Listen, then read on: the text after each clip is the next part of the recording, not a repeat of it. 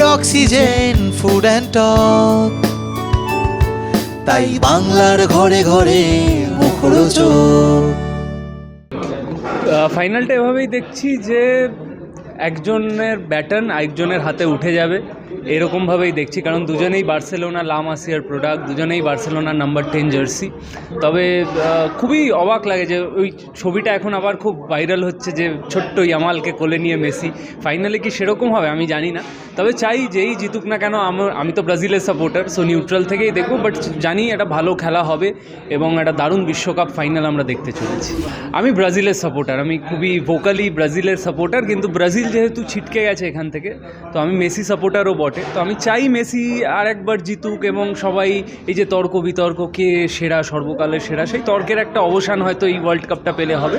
But at the same time spend কিন্তু সবথেকে ভালো ফুটবল, যদি আমি বলি স্ট্র্যাটেজিক্যালি, যদি আমি একটু টেকনিক্যাল এবং ট্যাকটিক্যাল জায়গা থেকে বলি, তাহলে স্পেনের চান্স বেশি। ফাইনালে কাউকে সাপোর্ট করার নেই, কারণ আমার টিম তো বেরিয়ে গেছে ব্রাজিল।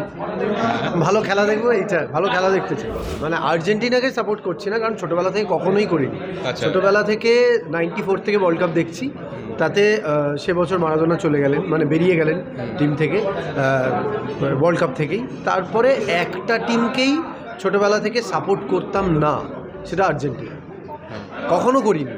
কিন্তু এই মেসি এসে ব্যাপারটা এমন ঘটিয়ে দিয়েছে আর কি, তো মনে হচ্ছে যে ফুটবলের ঈশ্বর বা ফুটবলের দেবতা যদি কেউ থাকেন, তিনিও বোধহয় চান মেসি আবার পাকেই। কিন্তু আর্জেন্টিনাকে সাপোর্ট করছি এরকম আমি বলতে পারবো না। না, এ তো মেসি, এ বিষয়ে কোনো সন্দেহ নেই। তবে হ্যাঁ, আগামী দিনে মেসি তো আর বেশি দিন নিশ্চয়ই ফুটবল খেলবেন না, তখন যাদের খেলা দেখার জন্য রাত জাগতে হবে, তার মধ্যে ইয়ামাল নিশ্চিত একজন।